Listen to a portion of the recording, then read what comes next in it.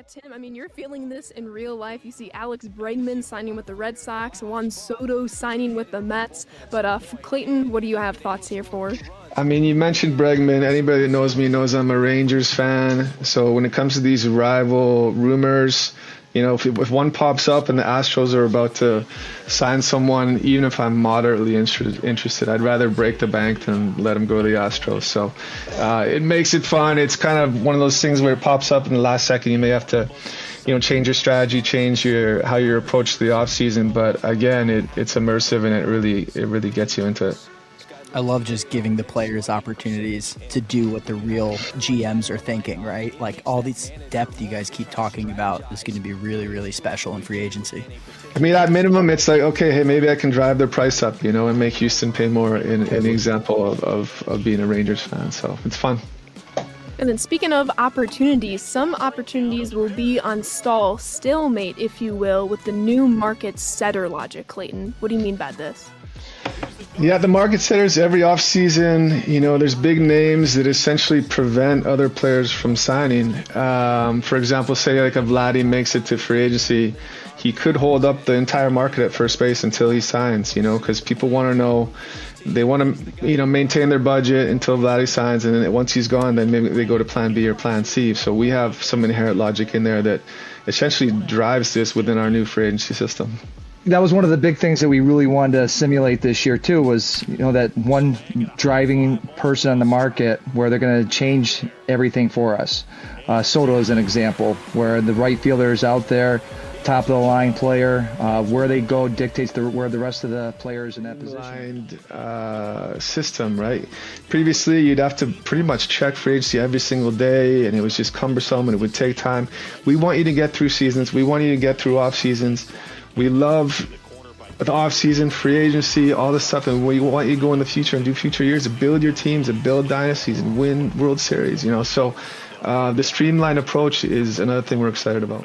Before we start playing, which I'm so excited to do, let's dive real quickly into some of this new player logic stuff, Tim. Yeah, so when we started this year, we really wanted to look at our player evaluation logic and how can we make free agents and players on the team replicate their value in real life. And one of the things that we did was we took contract and arbitration and we tried to simulate the numbers and the values to be more close to real life than ever before. And we have models, we've ran numerous sims, numerous tests, we've looked at historical data for contracts, all that's played in part. So you'll see now first basemen have realistic contracts based on what their free agent market has been in the past, as well as shortstops. And there's also some wiggle room there. You'll also see now some contracts that may be inflated. Somebody really takes a flyer on someone, really goes above and beyond. So I think we're really, as a team, really proud of what we've come up with here for our contract and arbitration numbers. And it's going to be more closely resembling real life than ever before, especially our arbitration and contract numbers. And then, Tim, you've been hitting on this theme all throughout this feature premiere. We're trying to make the free agent logic, the player evaluation logic, as realistic to what's going on in real life, and as we're bringing it into our video game with even more logic with the new contract and arbitration. But that's not all in this topic. What about terms here with how long these contracts are?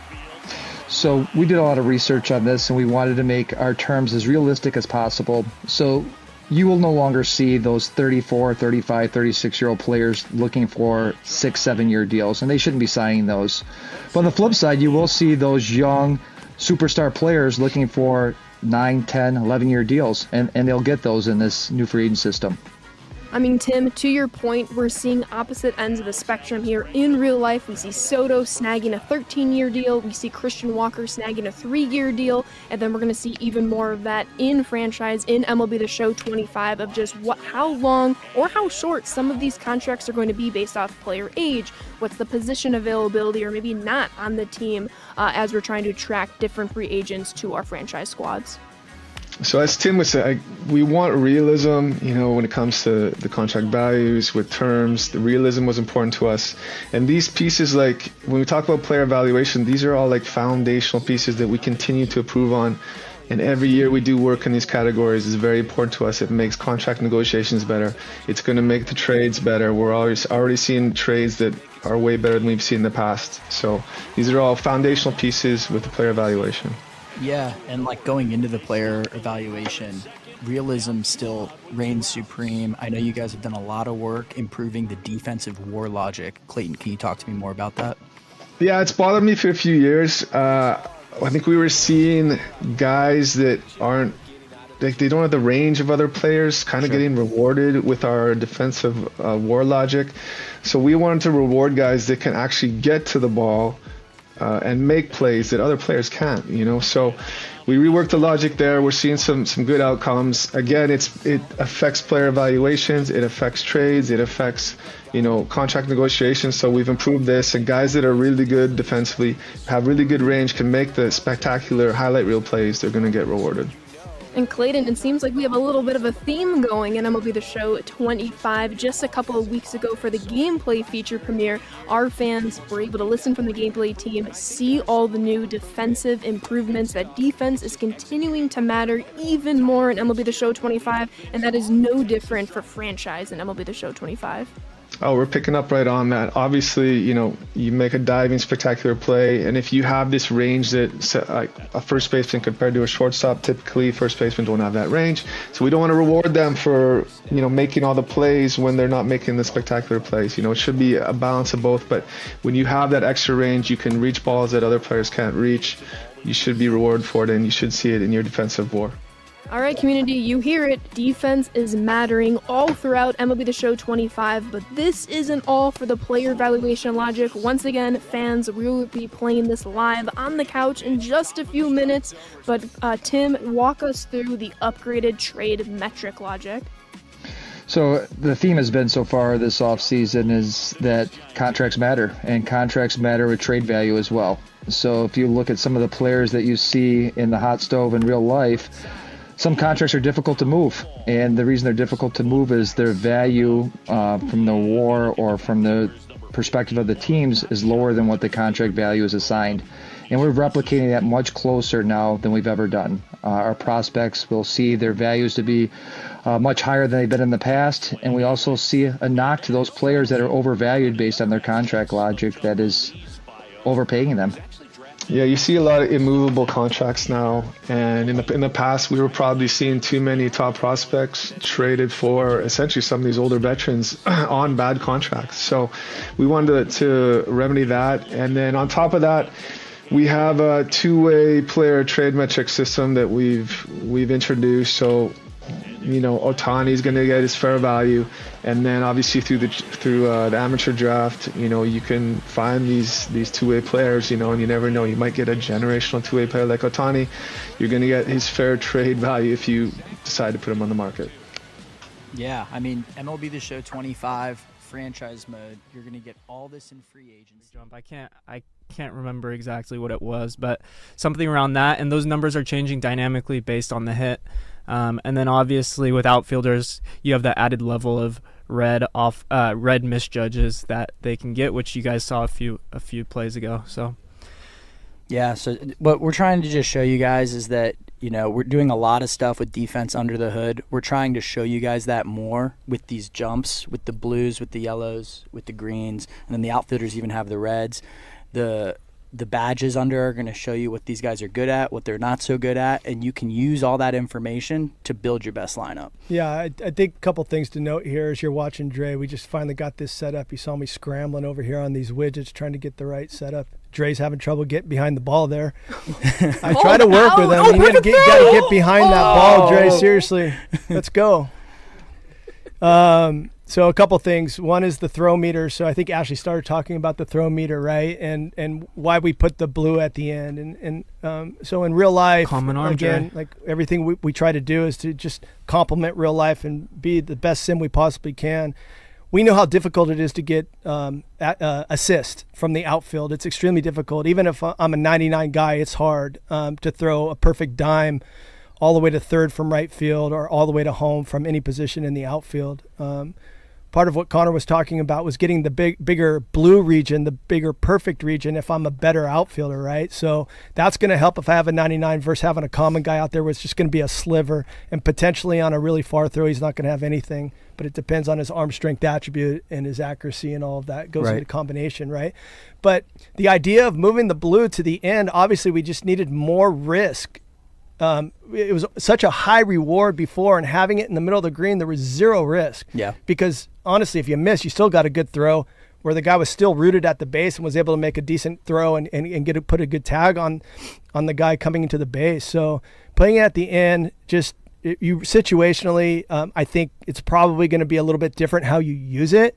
If I'm way ahead in the game and I really don't care, I'm going for it every time just because it's fun. Yeah. I might as well try to get the perfect, right? Or even in a high leverage situation. If I'm in a sweaty game, yeah, right? And let's just say I'm up by 2 and it's second and third. I'm just throwing a green to third, trying to keep that runner from second going to third and stay up by 1 run. Yeah. I'm not trying to go perfect blue to home and nail that guy. It makes no sense just take with less than 2 outs, right? So it's a strategic thing too in terms of how you play it. But like I said before, you can still, if you're really good on the sticks, you can get used to it, and you can hit it a lot more often than others, and people here are better than others, and they're showing that and proving that. So it's still possible, but it is a risk. Yeah, I will say, just play testing the new throw meter. Like, you don't know pressure until you're playing MLB the 25 and you need to get a perfect when the game's on the line. Like, having it at the end of the green window is such a risk reward, like you talked about, but it makes for really like fun and attentive defense, which is kind of what we want, right? Yeah, totally.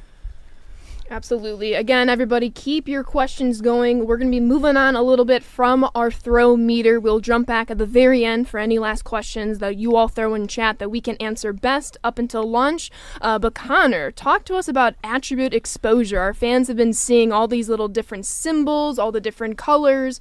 What are we looking at here? I mean, you just saw Dre struggling because of his attributes. Dre, if you don't mind, hold R2 and click the right stick, please. What you're going to see here are all the badges we're showing under the player's feet, minus the, which one are we not showing? Arm strength. What you're going to see is everybody's fielding attributes. So 53 fielding for Brian Reynolds, who keeps messing up in left right now. Common fielder, 50 reaction, 56 arm accuracy. Basically what we're doing is exposing the players that are struggling on specific plays when they're struggling, and really showing when those guys are getting great, when those diamond players are doing things exceptionally well consistently. We're trying to basically show the good players doing good things and expose why a player is not doing something successfully. Yeah, you hit it. You hit it well, Connor. I mean, so you're not gonna, if you have like an 80 guy out there gold, you're not going to see any icons, and the reason being is because we're essentially trying to show you the reason why this guy keeps making mistakes is because he's a bronze or common player. So we're just force feeding you an example of why maybe this guy made an error, and then it's a reminder, I got to replace this guy. I got to get somebody better out there. I got to go, get another card to fill this team, right? I got to get somebody because he's killing me out here, right?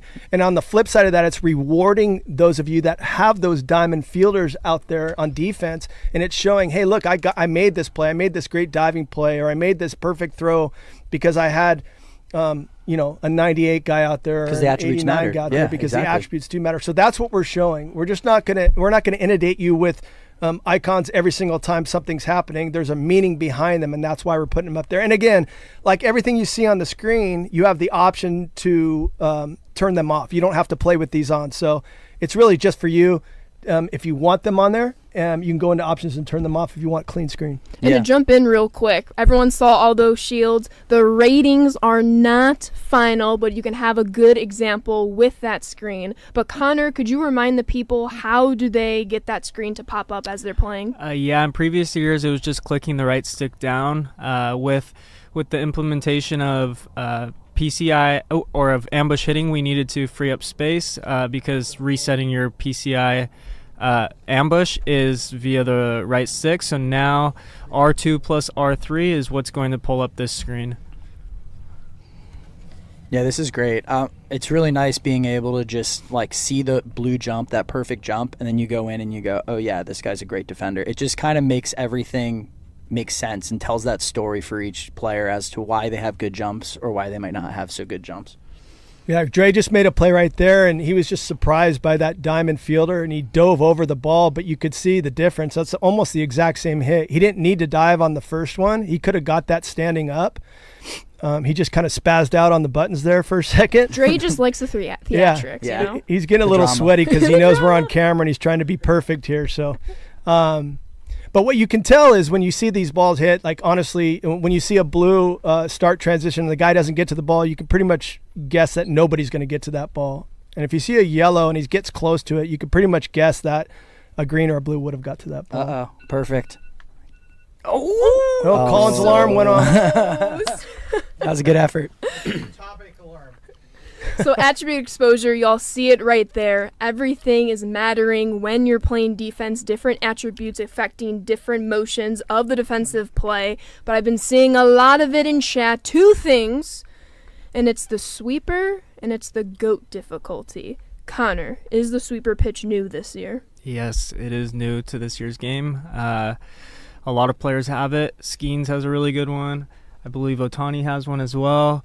But it's a new pitch, definitely something to look out for. And it's not replacing the slider. Don't worry. It's a new pitch. You're going to see it added to, what was it, like 160 players in the roster? It's added to over essentially whoever 160 has players. it. Yeah, anyone Yes. that has it will have it in the game, which is really exciting. But it's a whole new look. People are using it more and more in real life, so it makes sense to, excuse me, it makes more sense to add it to the game, right? Yeah, for sure. And speaking of high risk, high reward, I mean, GOAT difficulty, Ashley, you brought that up. I mean, essentially it's just a new difficulty level, right? And it's Right. not for everybody, of course. No. I mean, GOAT difficulty is for the best of the best, for sure.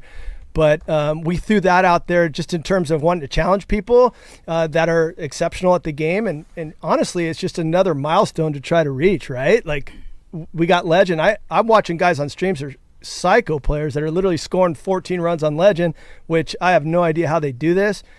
Putting those guys on GOAT, let's see how they perform. All right. So why don't you throw a little bit of tidbits out there about how we're going to use GOAT? Yeah, absolutely. So GOAT, once again, it's not going to be in everything, but you will have the opportunity to see GOAT difficulty, play through GOAT difficulty. If you reach 1,000+ rating in ranked, you will no longer be on Legend still, you will be on GOAT.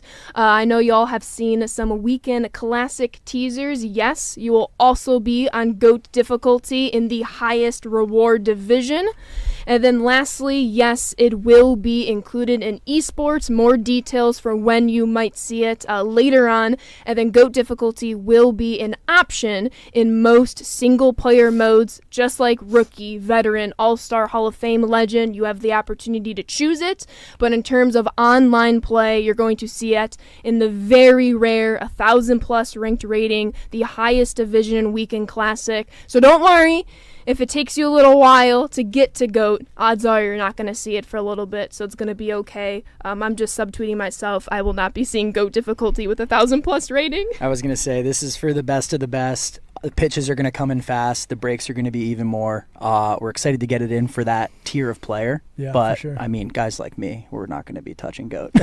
Dre, Yeah, though, I I can't. mean, he kills it at the sticks. I can't hit successfully on it, but from a gameplay standpoint, what you're going to really see is smaller PCI, bigger breaks, and on the pitching side of things, for hitting as well, smaller PCI, decreased timing window, so it's going to be much more challenging to square something up. And then also on the pitching side of things, your par is going to grow as well, so it's going to be a little bit harder to locate your pitches. And on top of that, the criteria for pinpoint is slightly more challenging as well. What is to par, get it perfect. Connor? Like, a lot of people here probably don't even know what par is. Par is your perfect accuracy region. If you get a perfect pitch with pinpoint, meter or peer analog, you're going to the pitch will land on or within that region. So it's a little display that comes up on the screen, right? And it guarantees you'll be in that Correct. section of the plate, yeah. Perfect. Correct. Took control of the free agent market, signed the big name players. That's just not realistic. We think that we've done a nice job with it right now, where we've set the market with these big markets. They lead the charge.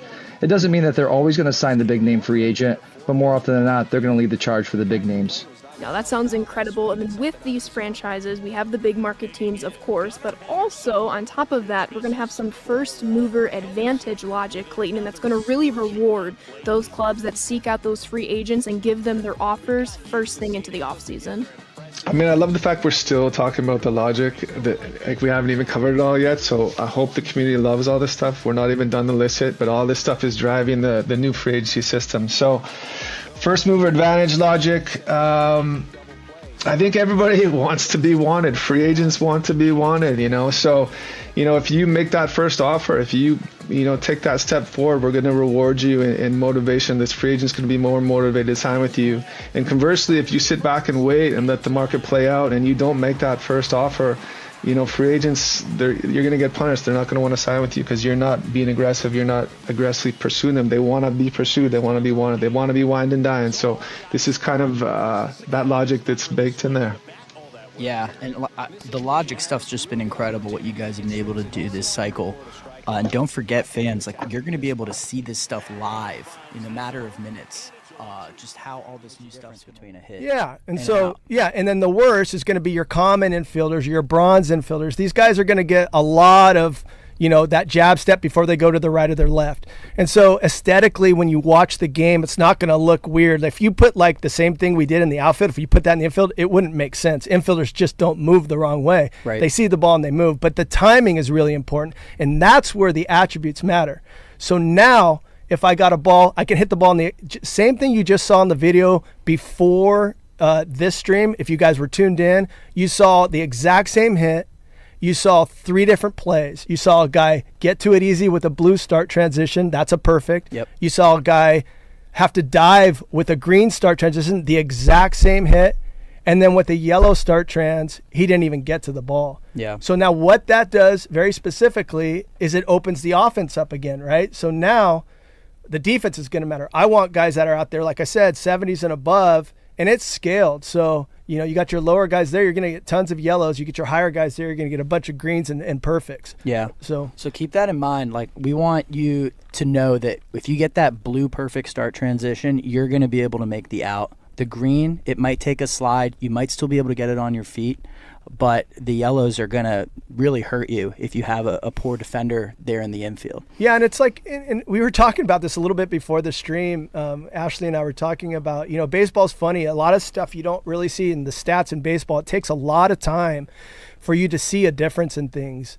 These are all Major League Baseball players, right? So when you're making a video game, you obviously have to make a difference. And some guys make errors and some guys make no errors. And so part of making this game as realistic as possible, we also have to understand the game needs to be fun and balanced, right? And so that is the challenge year in and year out that we have. And so when you talk about these start transitions and making sure that, you're getting the guys doing the right thing over time, Ashley and I were talking, if you're a 950 fielder in the big leagues, you're not very good. Sorry, you're just not. Which is crazy because you're making a play nine more than 9 out of 10 yeah. times. So Right. people need to think about that. If you're a Major League Baseball player, it's not like I'm a terrible 3-point shooter, so I never shoot from 3 points. Because in basketball, you're either really good at it or you're not. And even the best ones have bad nights, right? In baseball, they're all making the routine plays, or they're not going to be out there. They're not going to be in the big leagues, right? And so that's why these averages, even though, it's funny because on defense, you get these, you're bad. I say bad, I'm sorry. But you know what I mean. They're great players, but relative. Great players are going to be higher up to closer to 1,000 over time. And that's over, 162 games, right? So that these guys are playing, whereas when you're hitting, obviously, getting 300 these days is very difficult. And you mentioned, we want to also make this fun, and we know that our fans have been very, very good at the traditional throw meter. We moved it a few years back. Everybody's now used to it. Now we add even more nuance by moving that blue region to the very end to keep challenging, having more high risk, high reward, to also make it as similar as possible to what we're seeing on the field as we're watching games in the evening. And Gail, I want to touch back to a point that you called out so perfectly. We have a lot of Diamond Dynasty audience tuning into this stream, and we have the year-long power curve returning, meaning we went from all 99s pretty much all of last year.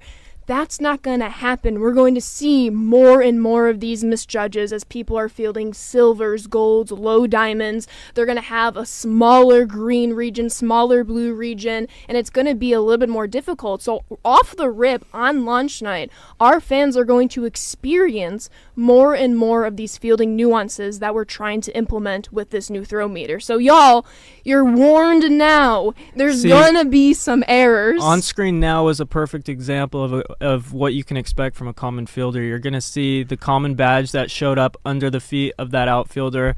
He wasn't able to get to that fly ball because of his reaction. It's just the way the dice rolled, and I shouldn't say the way the dice rolled, but it's just the way that it played out. Because of his attributes, he's more likely to receive that misjudge, that red jump, whereas with a diamond, you would never see that.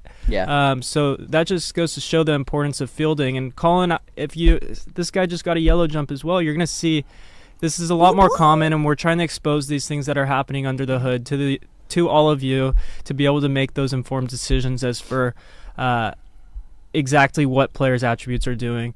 Colin, if you don't mind, can you display the reaction visual? Oh, you got the perfect arm accuracy, the reaction ones. Apologies. Okay, well, they saw it earlier. Basically, reaction is changing based on the specific hit type, and those numbers are going to scale. The hit we showed in the video prior to this, a 99 was going to get a perfect jump 100% of the time, whereas a 50, I believe it was around 11% of the time that you get a perfect navigate, but we'll keep improving. Yeah, and a lot of that comes from the feedback we get from all you guys listening out there. You guys, whether you think we do or we don't, we listen to what you guys say, the good and the bad. We read it all. So just understand that we're building this game for you guys, not for us. Yeah, and we're just going to keep hearing that feedback. The menus are such a W. Just going through them this cycle, it's been night and day compared to some of the years before. So it's amazing. Great stuff. All right, everybody in Twitch chat, keep your questions rolling, whether it's ambush hitting, more questions, we go through more topics. We will have another quick Q&A section at the very end. But for now, we will move on from ambush hitting and talk the new fielding throwing meter. Let's do it. Did you want to throw up that the vision on the screen, and then behind the scenes here, we're going to change what some of our dev kits. The throw meter, you're going to have, based on a player's arm accuracy, you're going to get that bigger blue zone for perfect throws. So you're going to have to make a decision on who you want in the field. Do you want that power bat, or do you want a little more arm accuracy for some of these guys throwing the ball? Yeah, so let's just talk a little bit about reaction time, okay? So let's get into one of the bigger changes. And we talked about it a little bit in the stream right before this. You guys heard me talking about how we've had outfield start transition animations in the game for quite some time. That opened up the offense a little bit more for more doubles to land, right? Tons of gappers in the outfield, right? Yeah, I mean, I think essentially the problem that we had was when you have everybody, doing the perfect jump every single time, all you could rely on was speed. So if I had a slow guy in the outfield, maybe he wouldn't get to a gapper, where if I had a fast guy, he would get to that ball. We changed that years ago, and that made a huge difference in allowing, the offensive side to get what they deserved, the gappers and the balls down the line.